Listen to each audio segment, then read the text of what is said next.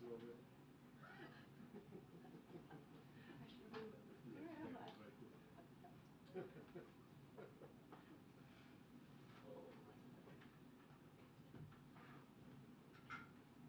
It's like the most unflattering shot you could possibly make.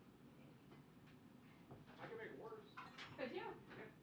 Make it so bad they never want it again. Right now, it's blue the pillar. Great. It's amazing.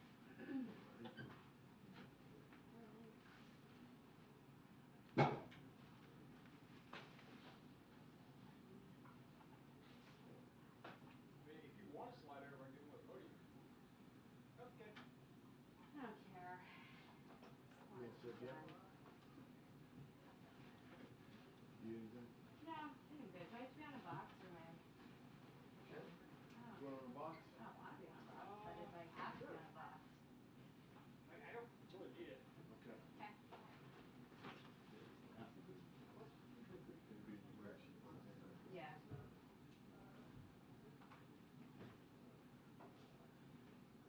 Japanese cable. I'll get it in a second. You got the, yep, I'm sporting the team. When's the game start? 2 o'clock. Look at you. How are you We're ready to go. today? We're just ready to go. Okay, thank you. Hi, Kayla. I know. So were you with this? I did a report together. Yes, she was. Isn't she fun? And she has the best reporter name. I know. I know people say, is that really her real name? It is. It's her name landscape. I hadn't thought about it that way. Yeah, I agree. It does. Yeah, that's great. Did you all go out to dinner? Because I know there was a Yes, plan I to hear do you. that Friday night, but then it turned out to be a late night because Biden was at 1, 2, 3, 4, 5.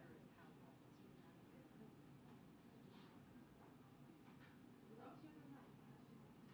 Cool. Good. That's good.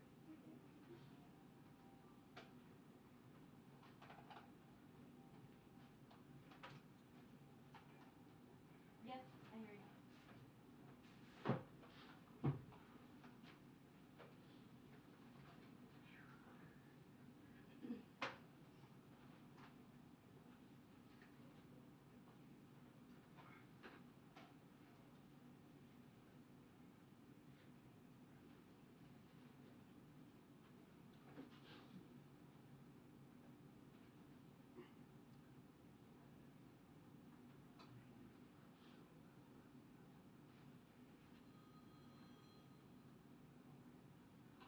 Hello?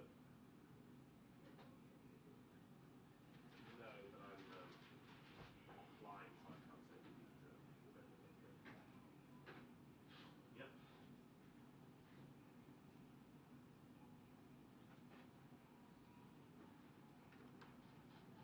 What? Oh, you did.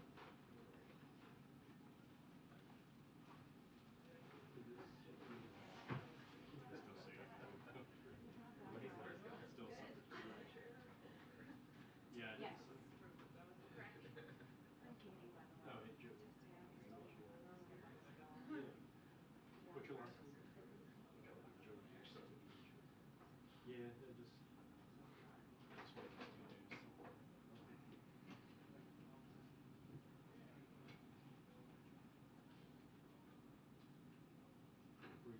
Sorry, can you say that one more time? Rubio what? Yeah. Yes.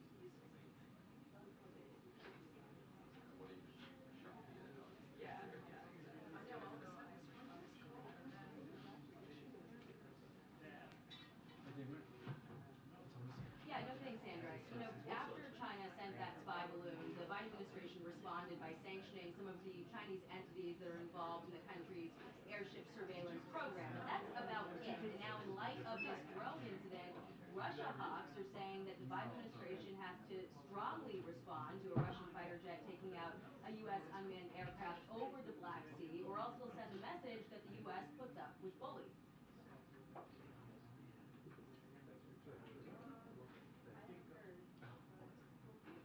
Another driver this one. Another driver this one. It wasn't dry enough.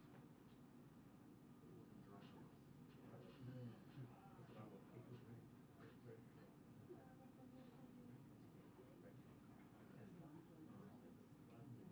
National Security Council spokesman John Kirby said it's evident that this was intentional harassment from Russia, the pilot dumping fuel to try to disrupt that drone's flight.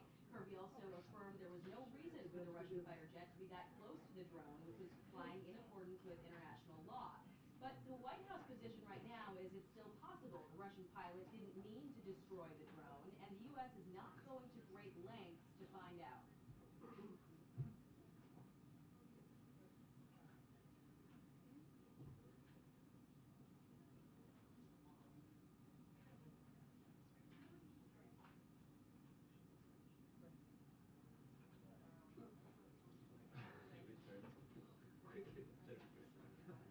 So Kirby did not elaborate on that point, but it's worth noting that Russia has been trying to make this war in Ukraine about a war between Russia and the West. So it's entirely possible that no U.S. response is in fact a response, and we hope to get some clarity on that in the briefing. Thanks.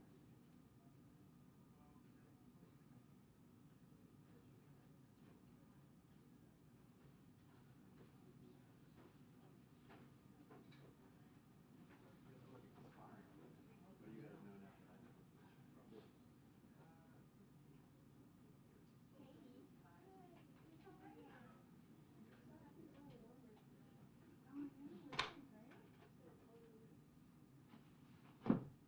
Oh, that sounded bad, didn't it?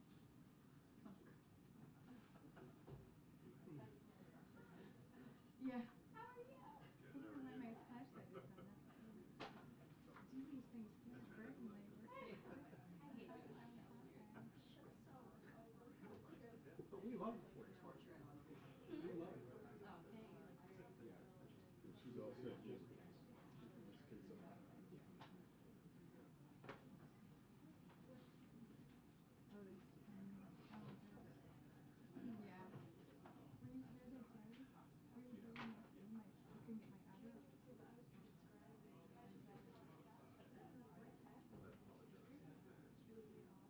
It's my, yeah, it wouldn't, I couldn't shop the store. She took that photo and it like went viral. It was really how's it good?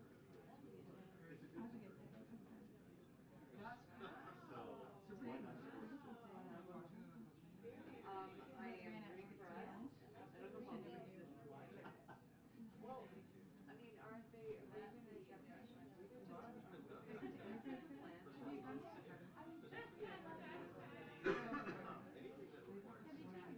I know. I can't get so I covered COVID ever since like every I've been to the one for some reason. Yeah. Yeah. Are you also Yeah. No. I was rejected by Northwestern actually. Actually, Yeah. They We're halfway through that block. Trump years.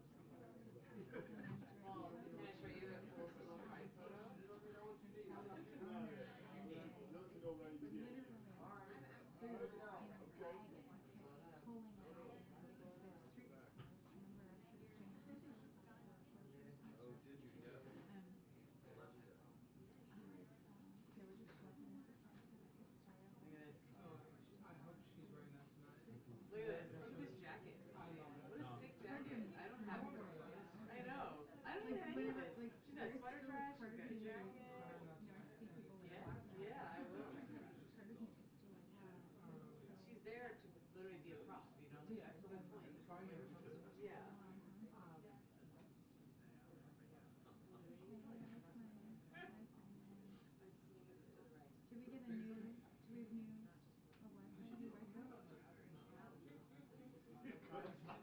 Yeah. Can that be your question? We'll sit in a big circle. Can we mediate a write a story about I mean, they write a story about assassinating questions, so.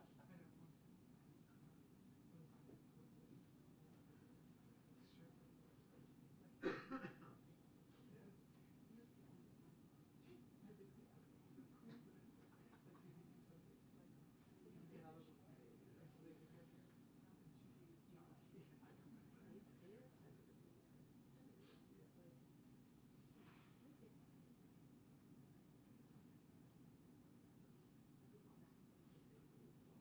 know. And they want him for free. They don't want to like tell me this. I know, I was like, yeah. And so every time I ask him, it's like,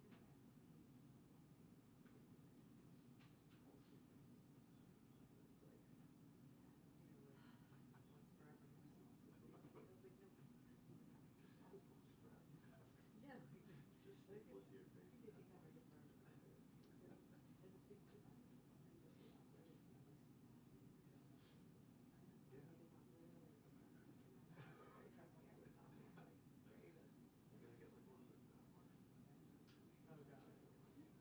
Yeah. anti-mask. Yeah. The irony. Yeah. Yeah. I'm just like, that'd be great. The best one on it.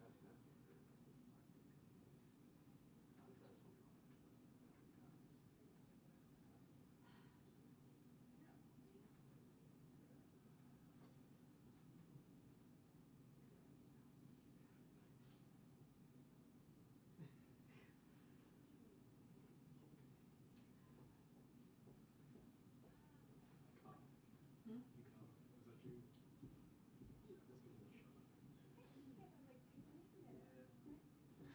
Have you? I've never met him. Yeah, oh, great. Really nice guy.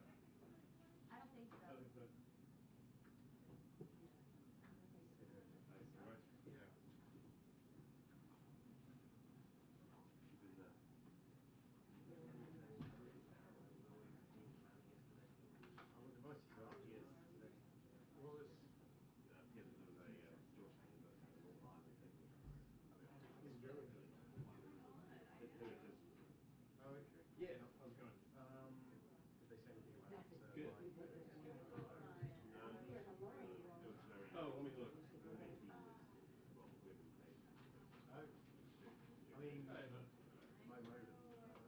She got a terrible name check, but Yeah, yeah, yeah, yeah. that's right. Because I was just listening to some of the News. voices about exactly. Well, let me check the. Yeah, let me check the. Yeah, I was thinking kind of funny. Like, Yeah, exactly. you know, Junk. she brought that sort of unconventional approach that. Yeah, now I got it. Thank you. Yeah. All right. People that we grew up with. Yeah, yeah. Just Okay. take that. Yeah. No, that's fine. Planning it today. Wow. Okay. Thank you. Bye. She wants me and David Carter. No, my lot just have zero interest. And whenever I get invited,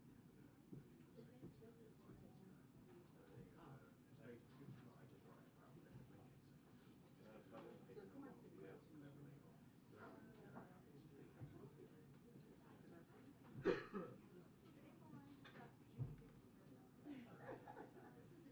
just get Fun. pick one without without having to think about it. It's fun. Sorry, this is in New York. Literally have conversations and they say, well, who based a story like that was like give it more. Good morning. People are not here. You don't use the press Wi-Fi? Well, I had a nice conversation with her. I heard. I was. So she snacks a lot of those podcasts. There hasn't been a change. But she said that There's no new one past her her. and Supposed to. Really? British. I don't think there's a new. I can't get in for some reason. I'm like, I turned in off your Wi-Fi too. I did You did, that. Yeah, Alan did that with Beverly. She first started with him to go with Beverly. It's just Jack. Yeah, yeah, yeah. But they didn't do that with Will.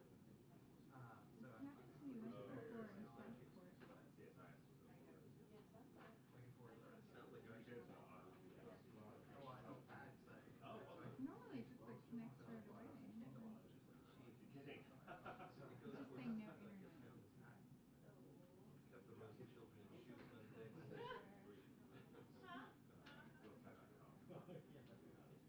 They will have porridge for another day. There you go. So yes. We'll do political reports or out of town cultural. I can't sign your Kindle, but thank you very much.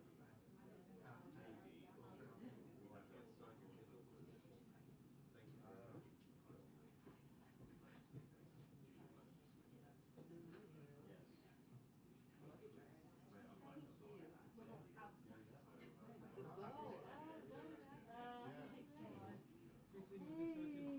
Oh, so, no, say no problem. Thank you. Well, Hey, I know. I did. We're on vacation next week. We went to California and that was like bus. We're in the Bay Area. Like terrible weather. We lost power on Monday. It's a really bad time going on over there. But it was good. This was fun. Oh yeah. That was fun. Now it's awful. It was so funny.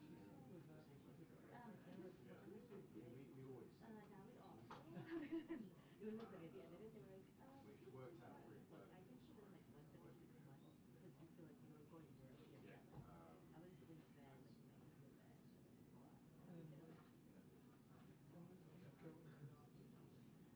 can't like, I feel like I'm always nervous. You can if you're like seated in seats and you're like showing your cushions, but I feel like I'm always. Attention, the press briefing will begin in 2 minutes. The press briefing will begin in 2 minutes. Thank you. Or that I wasn't listening to the director, right? Actually a good idea, but lo and behold, you get listening to back at 5 a.m. She's 17. Oh, really? Yeah. 5 to 7. Did they change the No. Yes. Are you, is nobody able to get in? Are you in? Oh my Yeah. God. I know. It's like a fun show because I know you get to do a lot of news and God bless them. You can't get in either? Yeah, Courtney is like, maybe you guys have the same issue. They all like literally. I was sitting there when it started. I don't know, maybe they changed it and they just haven't told anybody yet.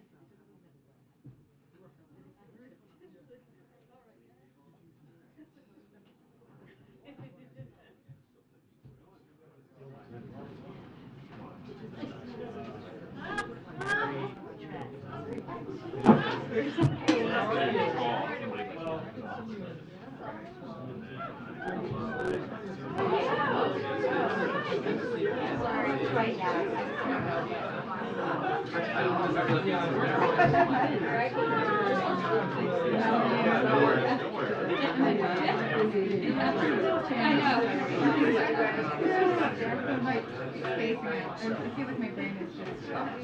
Just not being enough.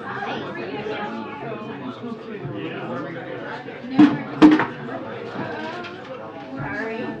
Thank you very much.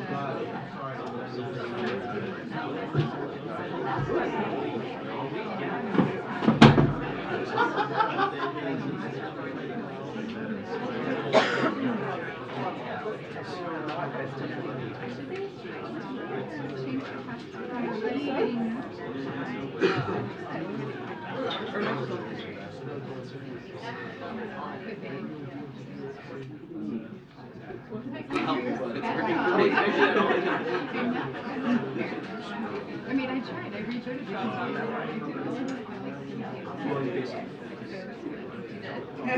I'll just say Indian. I think you have.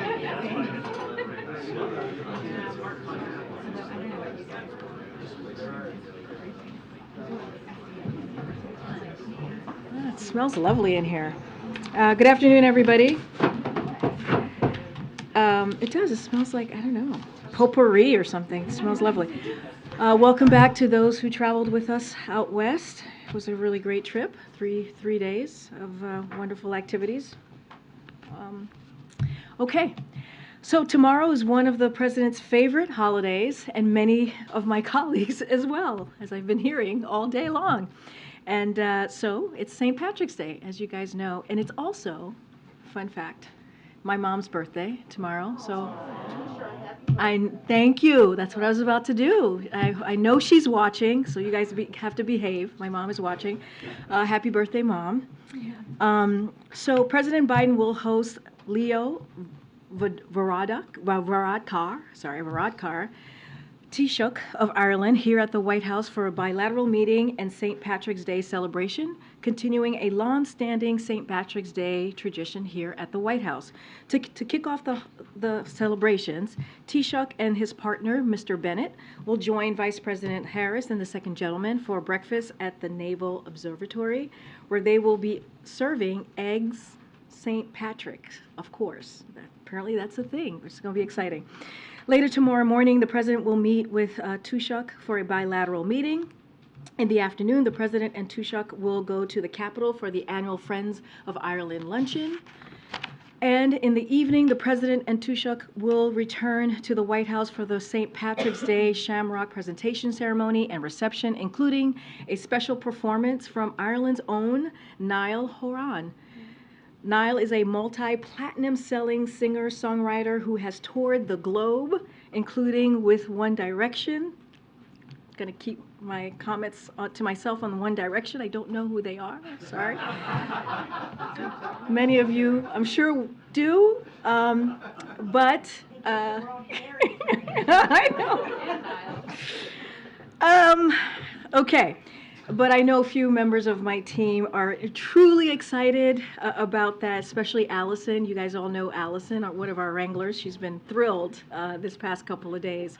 So, anyway, St. Patrick's Day, we're all excited to be celebrating that tomorrow here at the Biden White House. And so I'm sure you guys will all be celebrating with us and the rest of the country.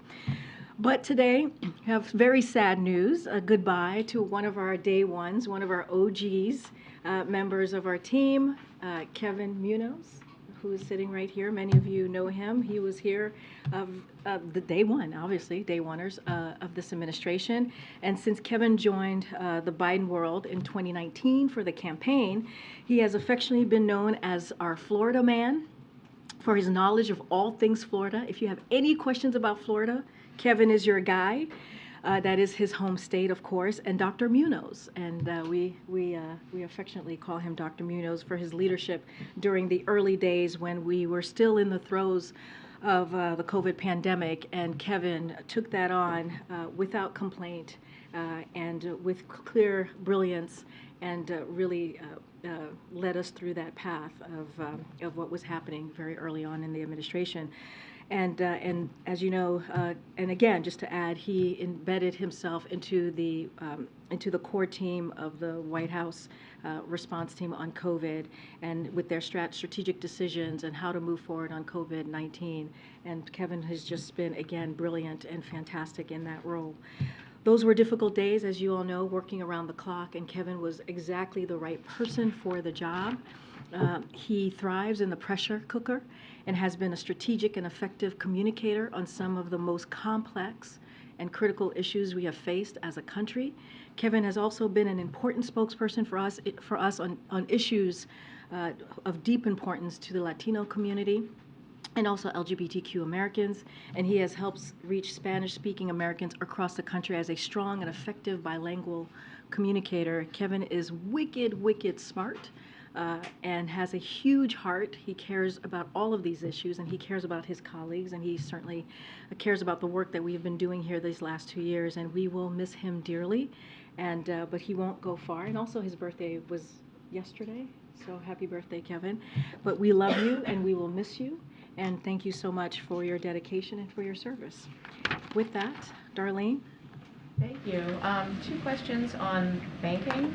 So the Treasury Secretary was on the Hill this morning testifying that the system remains sound and people can be confident about their deposits. When the President addressed the situation on Monday, he said that he was going to ask Congress and the banking regulators to strengthen the rules for banks to make sure that this type of failure is less likely to happen in the future. At this point, can you be a little more specific in terms of precisely what the President is looking for from Congress and the banking regulators on this issue? So to answer the first question, I guess, we have seen bipartisan support on a piece of legislation, Warner-Porter bill, and so we appreciate those folks putting their ideas together and putting that on the table. So we're going to work closely at that bill and other regulatory changes as well. As you all know, the Obama-Biden administration put in place tough requirements after the 2008 financial crisis to make sure that this sort of crisis would not happen again, but unfortunately in the last administration in 2018, some of those rolled back some of those regulations that would have been incredibly important as we move forward. So as the President said, Congress and regulators must strengthen those rules for larger banks so that this doesn't happen again. And so again, there's a legislation that we are encouraged to see, and we'll continue to work with Congress on what else can be done. But as we know, we can't. There's quite a bit that we can do administratively, but without Congress, without Congress, we can't fully deal with this issue. So as with your question on the regulators, already underway, the regulators at the President appointed over the last few years, reversing the changes that we saw in 2018 under the last administration that I just mentioned. But we need Congress to take we can't let Congress off the hook, and they need to take action. So it's going to take both Congress and regulators to strengthen those rules, and so that's what we're calling on to do. And secondly, there are reports that a group of banks and other financial institutions are working on a $30 billion or so plan to shore up First Republic Bank in California. Can you say what role the U.S. government has in terms of trying to pull this rescue package together? So I'm not going to comment on any specific actions or any specific institutions from here, because of the actions that the regulators took over the weekend at the President's direction.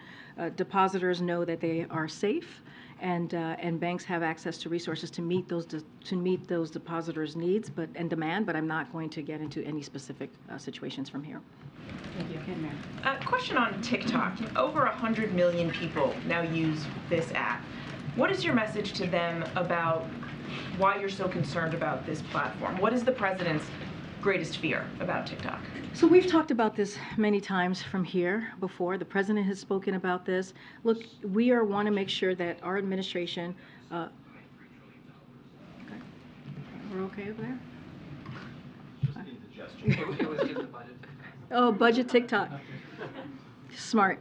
Okay, so look, we've expressed concerns over China's potential use of software platforms that could endanger or threaten America's safety and their national security. So that is the President's concern. That is why we have called on Congress to take action. We see a bipartisan piece of legislation that that we are supporting. It's called the Restrict Act, as you all know and been covering. And so that's the President's main priority, to make sure when it comes to their safety, when it comes to their security, when it comes to our national security, that those things are protected. And so that has been the President's focus over the last couple of years.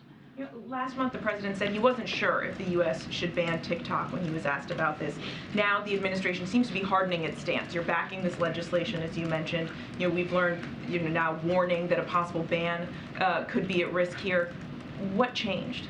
So look, when it comes to CFIUS, which is, I'm not going to get ahead of CFIUS, they're the ones who are reviewing this, this particular software and app, TikTok obviously, so not going to get ahead of their process. There's a process here. We try to stay away from that process. Again, going to support the bipartisan legislation that I've just spoke to. Look, the bottom line is that when it comes to potential threats to our national security, when it comes to the safety of Americans, when it comes to their privacy, we're going to speak out, and we're going to be very clear about that, and the President has been the last 2 years. And so we're asking Congress to act. We're asking Congress to move forward with this bipartisan legislation, the Restrict Act, as I just mentioned, and we're going to continue to do so. And just one more on this. China says that the U.S. hasn't presented evidence that this app threatens U.S. national security. They say that this is simply about suppressing foreign companies. Is there evidence that the U.S. has that has been presented?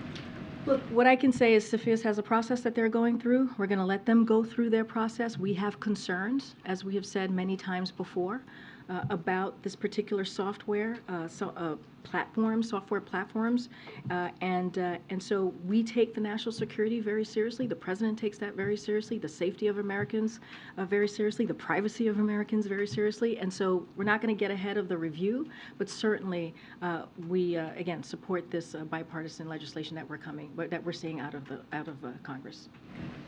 Just continuing on the questions about the banking sector, so the Biden administration has expressed a lot of concern in the past about consolidation in other sectors. You've spoken about meatpacking, shipping, ocean shipping, oil companies. Are you worried that this crisis surrounding several regional banks could lead to a consolidation and a concentration in the larger banking sector? And then I'll have another one. So promoting competition in the American economy, we see that as a priority. You hear the president say these words I'm about to repeat right now, which is capitalism without competition isn't capitalism. And so that is something that you've heard the president say multiple times. His executive order on this particular issue, promoting competition, specifically encourages the Justice Department in consultation with the Fed, the FDIC, and Comptroller of the Currency to revitalize merger and oversight. So again, this is something that the president believes in. He believes that we have to have capitalism, and you can't have capitalism without competition, and that isn't capitalism. And so I'll just leave it there. And it isn't, again, the last thing I would say is an important part of our American economy. But I mean, the question is, are you concerned, and what can you do about it? You know, as consumers are now making decisions, having seen what happened with SVB and with Signature, what's happening now with First Republic, I mean, what tools do you have to push back against a further concentration in this critical sector? So look, as it relates to specific banks and institutions, you know, I would refer you to the relevant banking regulators. So I'd leave that there, and that's why the president. But more broadly, that's why the president took the actions that he did over the weekend. Remember, he directed his Treasury Secretary and the NSC director to come up with a plan on how to deal with what we were seeing with SVB, the Silicon Valley Bank, and so they took action. And now what we believe and what you heard from the Secretary today, which is decisive and forceful actions were taken by the government to strengthen public confidence in our banking system. So there should be confidence in our banking system. No taxpayer money is being used or put at risk with this action. And lastly, she said our banking system remains sound and that Americans can feel confident that their deposits will be there when they need them. This week's actions demonstrate our resolute commitment to ensure the depositor savings remain safe. Again, this is something that happened and occurred at the president's direction, and we want to make sure that Americans do indeed feel confident. I'm not going to speak to any specific bank, as you just asked me about the particular bank in California. We clearly are going to be monitoring.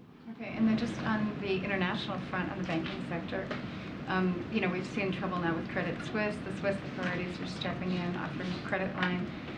What had been discussed there was also a further consolidation. So the biggest bank in Switzerland, UBS, stepping in to aid Credit Suisse.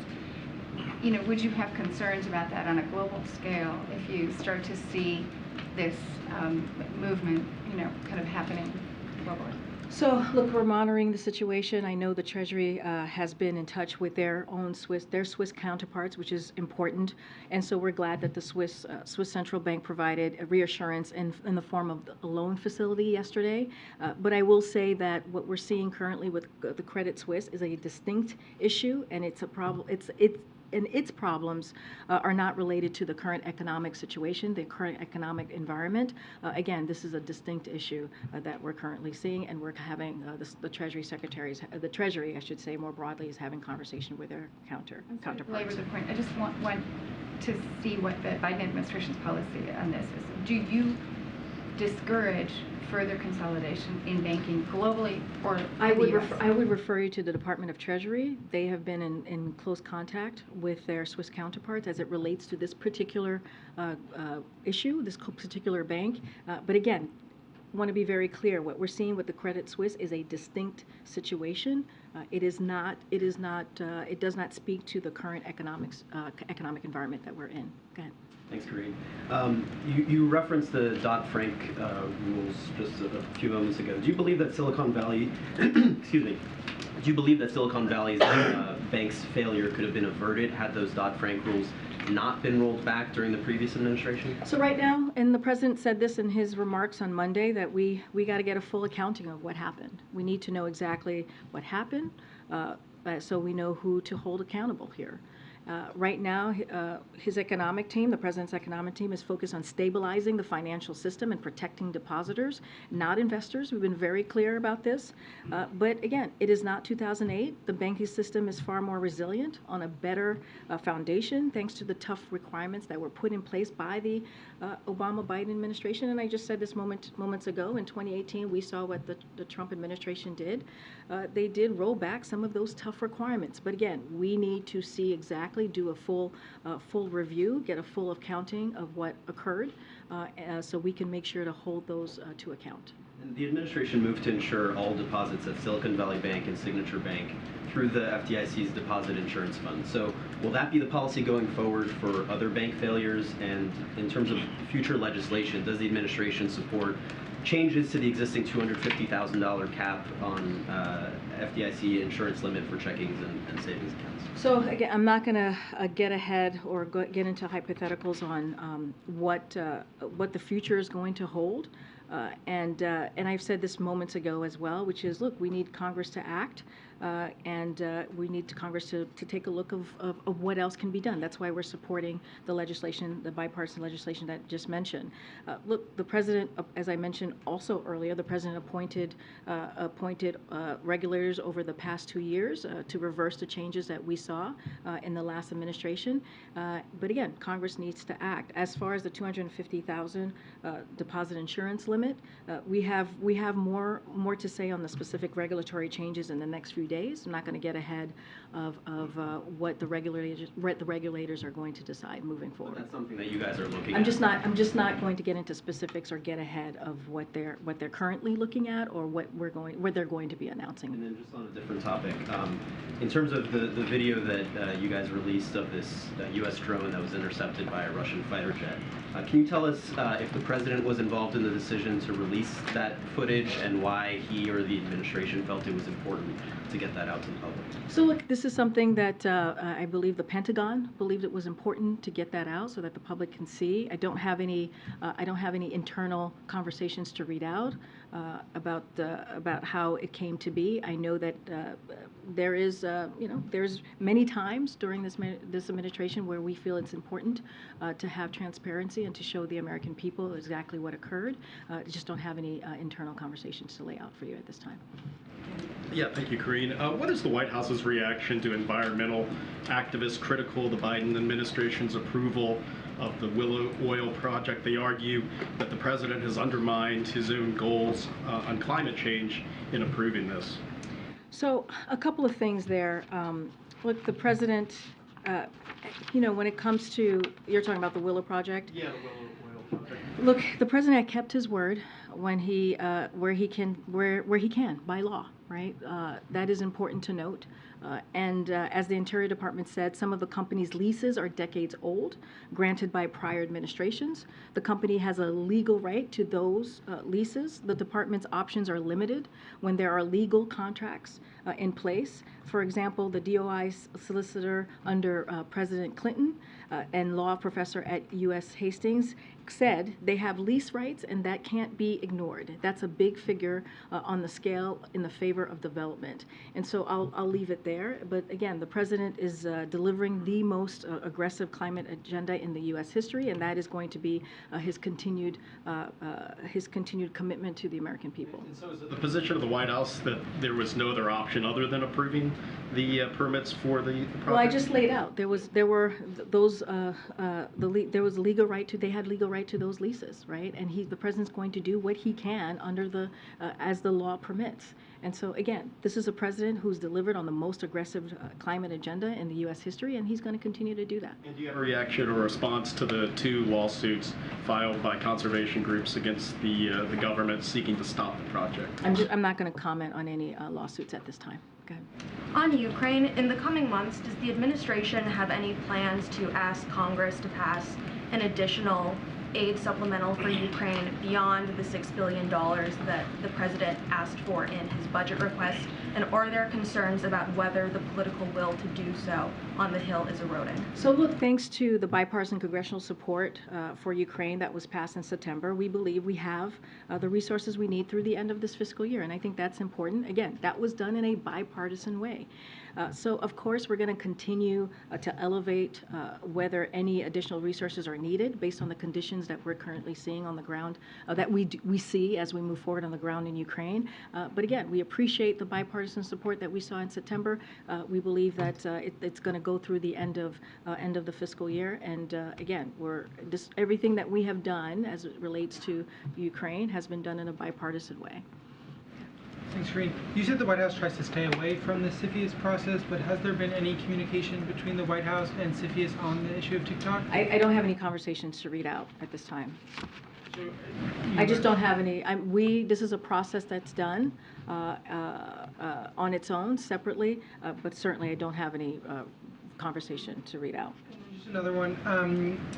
Is the administration planning for different contingencies as it relates to the case over the abortion pill, particularly as yesterday it seemed the judge seemed receptive to the argument that the pill is unsafe? So I want to be careful here. I'm not going to get into any litigation that's currently happening, stay out of or say anything that might get in the way there. But this is about FDA's authority to make its independent evidence-based decision on drugs. This is what this is about. Decisions on what medication can be used in our country should not be determined in a court. They should be determined based on their safety, science, and the data. And so the bottom line is that mifepristone is safe, and there's no question about that. We know that because it's been around for 2 decades. It's in more than 60 countries across the globe, clearly. It has been exhaustively shown to be safe with real data on countless occasions, and it has been used in this country, again, for more than 20 years. So we'll wait for the next steps, not going to get involved in what the judge said yesterday. We're going to see where this goes, and we're not going to say much more from here. I understand. On that, there was some criticism about the White House after the draft decision of Roe v. Wade, or the opinion that overturned Roe v. Wade, that they felt the White House had weeks to prepare for what became the overturning of that opinion, and activists and even some Democratic lawmakers felt that the White House did not have a robust plan in place to respond to that. So I'm wondering, in this case, is there planning underway here at the White House in case this There's been discussion here at the White House about what could happen next in case the judge decides to make this really potentially unprecedented decision. But I just want to go back to the Roe v. Wade and the criticism that you just said that we received, and I would dispute those. I would dispute those for criticism because on the day that it happened, you heard from the president. He laid out some executive actions from this White House on how to move forward. This is a president, and the vice president has been very vocal on making sure that the health of women are protected across the country. We're talking about millions and millions of women, and he's going to continue to do that. That is not going to change from this White House, and we've continued to take action since then through the HHS and DOJ. And other parts of his administration. This is an issue that's important to this administration. And again, what can potentially occur here is sadly, unprecedented. And this is going to put everything that we have seen since June, when Roe v. Wade was taken away from women, puts women's lives in danger. And now we're seeing anti-abortion legislation across the country, again, dangerous to the health of women. And we're seeing, national Republicans talking about a national ban. Again, that is dangerous to women. That's something that the president's going to continue to speak out against. Go ahead, Chris. Thank you so much. The NSA Director General has called TikTok a loaded gun because so many Americans rely on it, both for social media, and they say they get their news from TikTok. Does the president, does the administration agree with that assessment? I'm just not going to get ahead of any comments that's been made on TikTok at this time. Again, CFIUS is doing a review. We're going to let them do their review. We've been clear about our concerns, express our concerns with the software, this particular app, because the president believes that it's important to protect the privacy and the safety of Americans. It's important to protect our national security. But I'm not going to get ahead of the review. Again, we're showing, and we've been very clear in supporting the bipartisan legislation. Let me try it this way. Does the president think that Americans should be on TikTok? Again, I'm not gonna speak to that. What I can speak to is what the president believes that he needs to do, which is making sure that the safety and privacy of Americans are protected, and he'll speak to that. But I'm not going to speak to actions that the American people should take or not take. I want to follow up on the video that was released of the drone. Given that it clearly refuted the initial accounts that were offered by the Russians about what happened, is there a broader impact on U.S.-Russia relations? In other words, has it made an already incredibly tense relationship worse? Do you mean, is it going to lead to escalation? Well, look, a couple of things there. And we've been clear, the Pentagon has been clear, my colleagues at NSC has been clear as well. The actions by Russian pilots in international airspace were reckless and dangerous. We have raised those concerns directly with Russian leadership, and we will continue to exercise our rights in international airspace. Clearly, we do not seek armed conflicts with Russia. We maintain direct lines of communication for reasons like this to minimize risk of escalation. But again, we do not seek armed conflict with Russia, and so I'll leave it there. One more, if I could, on the Willow Project. In addition to the environmental groups, there are a lot of young voters who are criticizing the president greenlighting an oil drilling venture in Alaska. What is his message to those young voters who feel like this is a betrayal? Look, the message is this. This is a president that has delivered on the most aggressive climate agenda in the United States history. And he's going to continue to do that. And he has the receipts for it, right? He has conserved more land and water in the first year than any president since JFK. He has fully closed off the U.S. Arctic Ocean to new oil and gas leasing. He has secured record investment in climate resilience and environmental justice. And his economic agenda is fueling an unprecedented clean energy manufacturing boom that is bringing energy costs down, reducing America's resilience on oil, and finally putting us back on track to meet our clean energy projects. Again, this is a president who has done more on climate change than any other president in history, and he's committed to it, and he's going to continue to do so. Okay. Will any White House officials be meeting with the president of Taiwan when she's here in a couple weeks? And is there still concerns that there could be fallout for her meeting with Speaker McCarthy? Well, first of all, I don't have a trip to. I don't believe the trip has been announced, or Taiwan has announced any transit at this time. There's a couple of things I do want to say, because I know this has come up a couple of times. And so any potential transit that Taiwan might be making certainly would refer you to Taiwan. I will say that transits of the United States by high-level Taiwan officials are consistent with longstanding U.S. practice. The unofficial nature of our relations with Taiwan and U.S. policy, which remains unchanged. Every Taiwan president has transited the United States. President Tsai has transited the United States at least 6 times, about 6 times since taking office in 2016, and done so without incident. Such transits are undertaken out of consideration for the safety, comfort, convenience, and dignity of the passenger, and are in keeping with our One China policy, which remains unchanged. Transits are not visits, they are private and official and unofficial. So I will also note that high-level Taiwan officials have typically met with members of Congress, which is a separate and co-equal branch of government, during past transit, but I believe that Taiwan has not yet announced a transit at this time. Another quick one on banking. Is there any actions that the White House is taking right now before Congress can pass any new legislation to prevent further contagion, further banks from failing, and that potentially bleeding into the economy? Well, as I mentioned, as you heard from the president directly, over the weekend, and he talked about this on Monday, he directed his NEC and Treasury Secretary to work with the bank regulators to take action. And you heard directly from the Secretary of Treasury today about what those actions were able to do to give confidence to the American people, making sure that taxpayers do not have to pay or not responsible for what investors did, and making sure that our banking system continues and remains sound. And so those actions that the government took. The weekend. But anything since then? Well, I can tell you this, that we have said that there's going to be more will be said on this once we find out how this occurred and getting to the bottom of exactly what happened. The president thinks that's very important to do. He spoke about that on Monday, so not going to get ahead of that. In the meantime, Congress needs to act. It's important for Congress to act. There are things that we can do in the administration, but in order to really deal with this issue, we have to act. That's why we're not in 2008 because of the actions that the Obama-Biden White House took. But again, many of those actions that were taken and after what occurred in 2008 were rolled back by the last administration. So we have to actually address those issues. And so we're asking Congress to do just that. Go ahead, Risha. Thank you, Karine.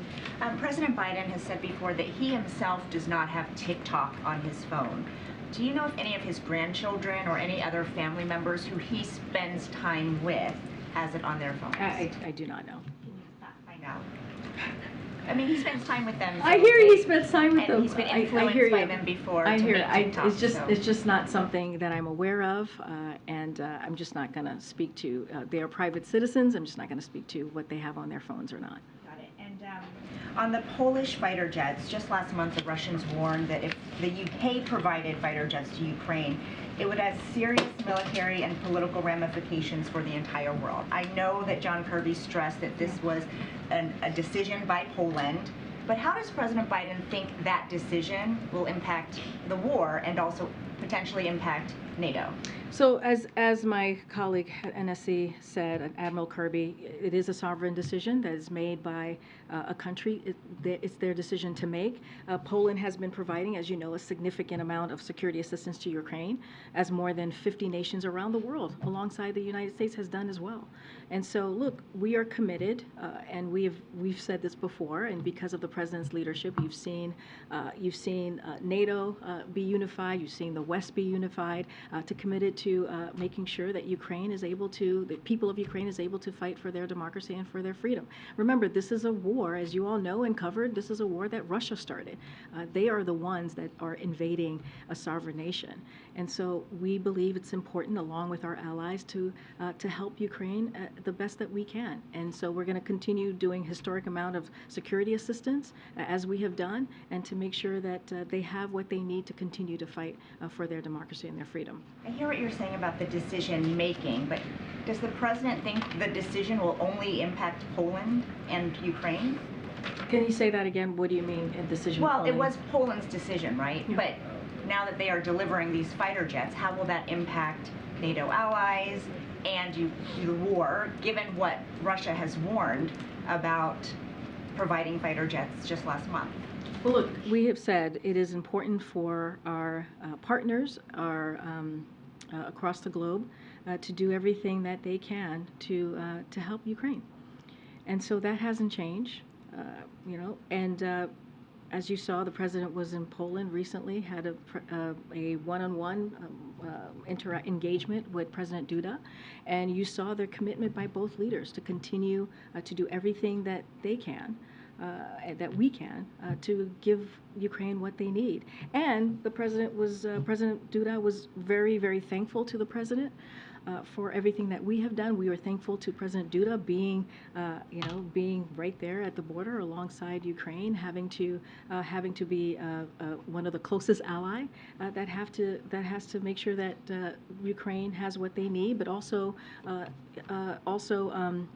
be part of that alliance that continues to provide the security assistance that Ukraine needs. I'm not going to, again, it's a sovereign decision. It is their decision to make, but you have seen a strong alliance, a strong partners, a strong West. NATO has come together to do everything that we can to make sure that the people of Ukraine have the security assistance that they need on the ground to fight for their freedom. And I'll just leave it there. And then just quickly, did President Biden know that that was President Duda's decision before he announced it yesterday during that press conference? So we were informed by their decision by Poland to provide the jets to Ukraine. So we continue to closely coordinate with our allies and partners, including Poland, as we provide assistance to Ukraine. Yesterday, Secretary Austin, as you probably know, hosted the 10th Ukraine Defense Contact Group, in which countries around the world continue to step up, support Ukraine as it defends itself from Russian aggression. And that's what you're going to continue to see. Yeah, go ahead, and then I'll keep going. Thank you. There were some new figures out today showing the highest maternal mortality rate in half a century, or a little more in fact. And of course that puts the US right at the top of wealthy countries in terms of maternal mortality.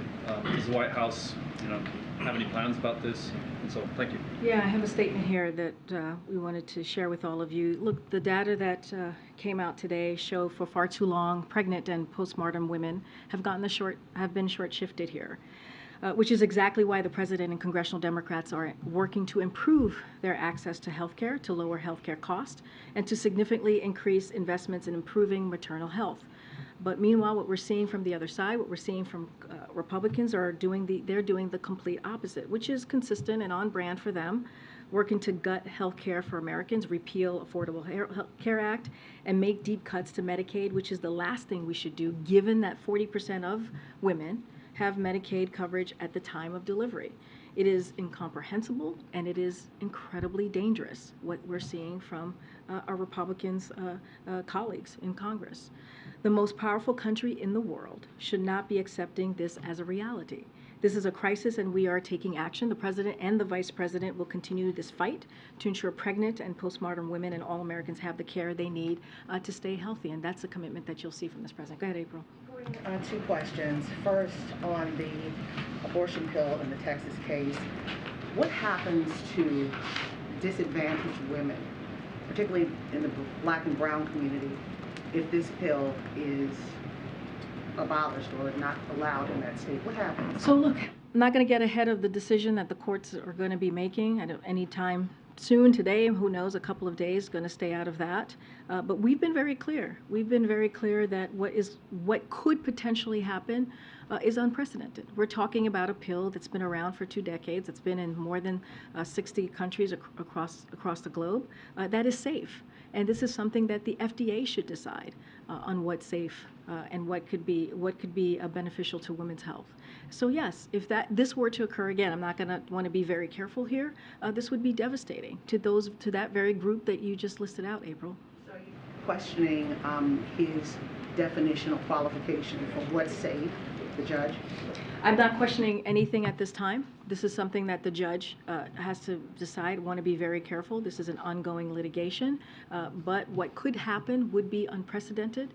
And the president and this administration, you're going to continue to hear us speak up for women across the country. And next question, Shanquilla Robinson.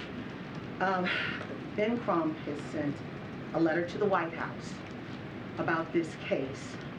This young woman was killed in Mexico in October of last year. The suspect is in this country, along with those back here, along with those who were present during the deadly beating, okay? He sent a letter asking for extradition of the suspect to Mexico for the Mexican authorities to deal with, or if not, take jurisdiction of it here and deal with it. What's next? What's the White House willing to do? So let me just first say our hearts go out to Ms. Robinson's family and friends. It is devastating what occurred, and certainly the tragedy is just devastating. And we've been following the news here, but because there's an FBI investigation underway, there's very little that we can say. We got to, as you know, we are very careful about criminal investigations or any investigations that are currently happening through DOJ, in this particular case, FBI. But our hearts go out again, to the families, and I would have to refer you to the DOJ and the State Department on this. Let me ask you this. So since there's an FBI investigation, does that mean nothing happens until the investigation is complete? Or, the United States has extradition treaty with Mexico. Is all of this contingent upon the FBI investigation? What I can say is there's an investigation going on, so this is something that the FBI has to speak to. So that's why I'm referring you to the Department of Justice. And it's also an issue of the State Department, again, so would refer you to the State Department as it relates to another country and the diplomatic conversations that occur there. But again, this is something that we're clearly following here, and our hearts go out to her family. And last question on this, though. Are there capabilities for the United States to take jurisdiction over this if it doesn't go, if the suspect is not extradited back? Look, April, I understand the question, and I appreciate the questions, all important questions to ask of me. But again, there's an ongoing investigation, so I would refer you to the Department of Justice. Process, not necessarily the investigation. Does the But there United is States have there is a capability? process that's currently happening because of the investigation. So I would refer you to the Department of Justice and also the State Department, as there are, you know, this is a diplomatic issue that needs to be handled on that end. Okay. And then, I'm sorry, and then I'll go to I know that. you were asked about this last week at that point, and you didn't have an answer. I wondered if you do have an answer now as to whether or not the president will sign the COVID origins intelligence bill that was unanimously passed. So we are, thank you for the question. I know I was asked about it, I believe, on the plane on Monday, as you just mentioned. So we're looking at it. We have continued to share information with members of Congress. And as you know, just months after the president came into office, he asked his intelligence community to double down and to take a look of the origins of the COVID origins, because we believe it's important to get to the bottom of this and to get, and also if once we have, once the intelligence community has made the assessments, clearly we would share that with the public. As it relates to the legislation, we're going to continue to, we're going to take a look at it, and certainly we'll have more to share. But you haven't made a decision whether we will No, sign it or we're just taking a look. We're taking a look into the bill. Go ahead, Christina, in the back. Thank you, Karine. Can you confirm if the administration is considering redesignating temporary protected status to Nicaraguans and what that would look like? So we don't have anything to share on that at this time, any announcement. As you know, when it comes to temporary protection status, that is something that is housed under the Department of Homeland Security, and they designate. That would be something for Secretary Mayorkas to designate, and so I just don't have anything for you on that. I would refer you to the Department of Homeland Security. One more question on the video. Is there a red line for Russia? Is there a point where these aggressions become an act of war? And are they aware of that?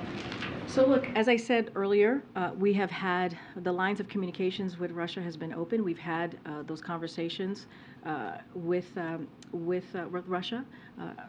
And so I'll leave it there, and we'll continue to make those have those communications. We're not looking for escalation. I said that moments ago, and I'll just leave it there. That is not what we're looking for with Russia.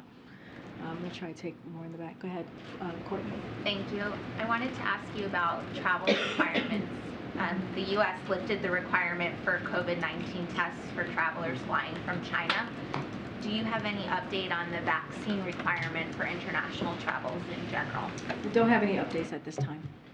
And a second question on parole.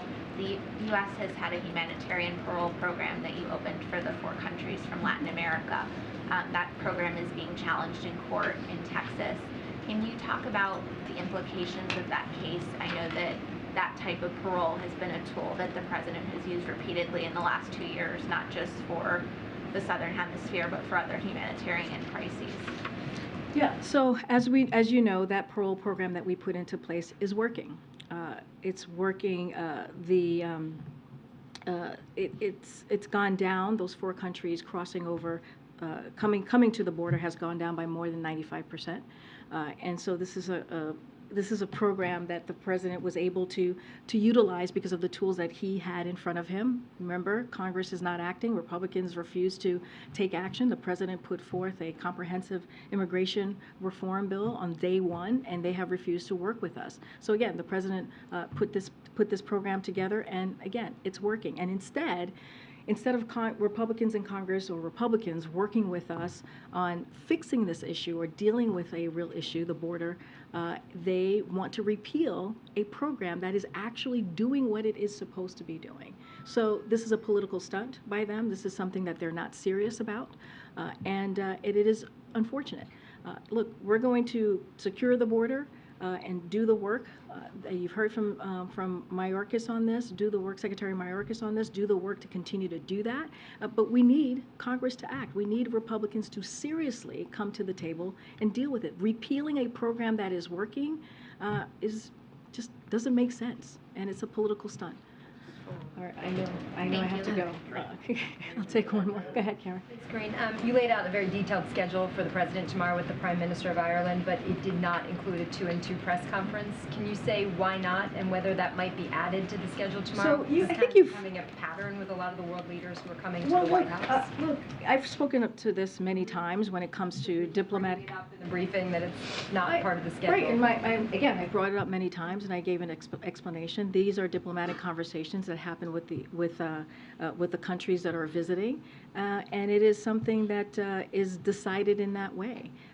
But there will not be a 2+2 tomorrow, as you just noted. But again, this is in coordination with the country that come to visit here at the White House. You're going to have an opportunity, or your colleagues will have an opportunity to ask questions during the pool spray of the Oval, at the Oval that happen every time a head of state visits.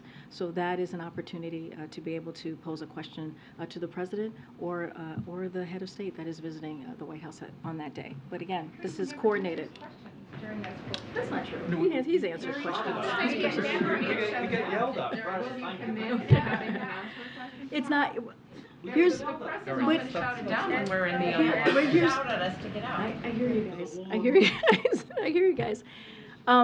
Look, the 2+2 is something that is done in coordination with the country that is visiting. That is not something that is unilaterally decided. That is something that is in discussion with the other country. I was asked about the 2+2.